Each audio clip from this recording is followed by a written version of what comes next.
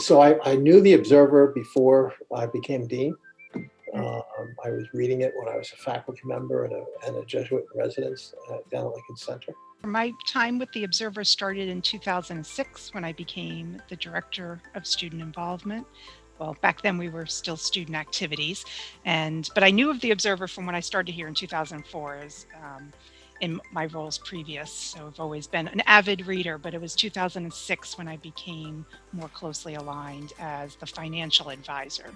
But what I was struck by with the Observer was the objectivity that news tried to take.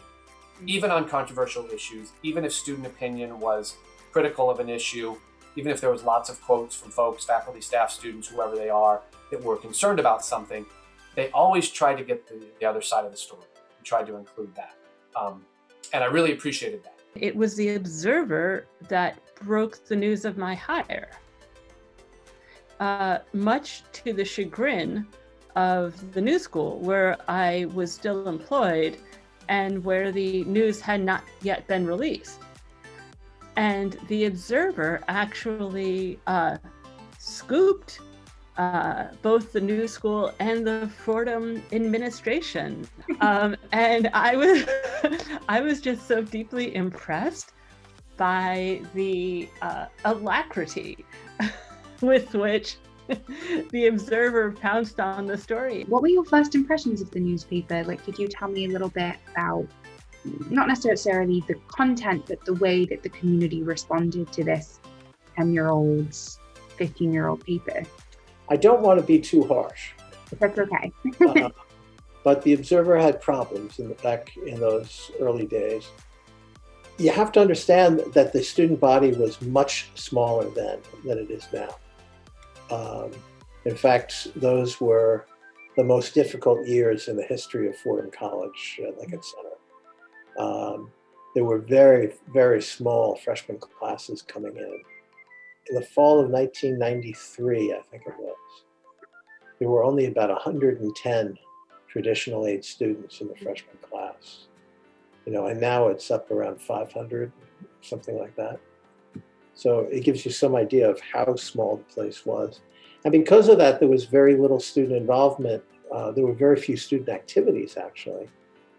That really started to change in 1997. Recruitment for the freshman class of 1997, word had gotten out about Fordham College at Lincoln Center. It was also a very difficult year.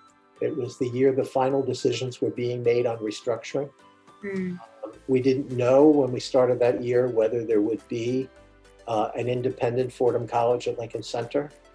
And you wouldn't believe the tension in the college that year. It was palpable. At that point, the Observer, in a sense, had to really get their act together and become even more professional than they had been, because now they were really, they became the voice of the student body. Having learned from that, it was a different Observer from 1997 on. In the beginning days, it was easy to get money. Everybody was giving ad revenue to print. And so I would really say that it's been the leadership of the students to figure out how to pivot as ad revenue has decreased over time, as print for the industry as a whole has changed. I think it was very impressive that the way folks sort of figured out, how do we do this now in a new way? Yes, and again, COVID interrupts the print cycle. And so what does that mean now for a student newspaper that's a bi-weekly campus publication? With an online presence, what does that really mean? And that's really completely accelerated the transition that the Observer had been trying to make, probably over the last 5-7 years, to a stronger online presence. The thing that's become really at the forefront of my mind recently has been the role of student journalism in forging and maintaining community.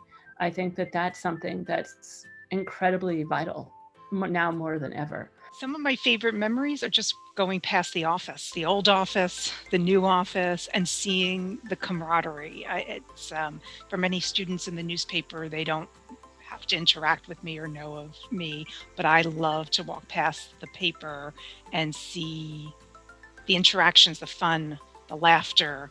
In our old space, our resource center and the Observer office used to share a wall. And you could hear the music playing through, the laughter, the sometimes spirited debates about articles that you could hear through the walls over time. Um, and I just really appreciate all those memories to see that the students on the newspaper always had a strong community with one another. The Observer did one thing for me that before Father McShane, the president of the university was Father O'Hare. And Father O'Hare was a professional journalist, you know. And I was very proud one day when he said to me, you know, the Observer is the best student newspaper at Fordham University. And I said, yeah, you know, that means a great deal. I wholeheartedly believe that the educational experience that students get outside of the classroom is just as valuable. And some of that is camaraderie and connections and friendships. And certainly the Observer provides that. But it goes beyond that, you know, and the skills that folks learn, moving into editorial positions and managing staff, you know, budget management, all the variety of different things, interpersonal conflict. And so there's a huge growth and experience it has. So everybody at Fordham needs to find their community, or communities at times, you know, a sense of like-minded folks. And the Observer provides a huge opportunity for that for many students. What role do the newspapers play? They play an important role of educating both the staff, but also educating the wider community to issues of importance. Giving voice where voice was not heard before, to those whose voice was not heard before, through the writing that's going on, both as writers themselves and as conduits of information and mood. In some ways, you know, the newspapers also, they're instruments of unity, are they not? You know, reflecting and creating community at the same time, and that's part of the magic of it. Good journalism both reflects and creates, reflects the community and creates the community and binds the community together.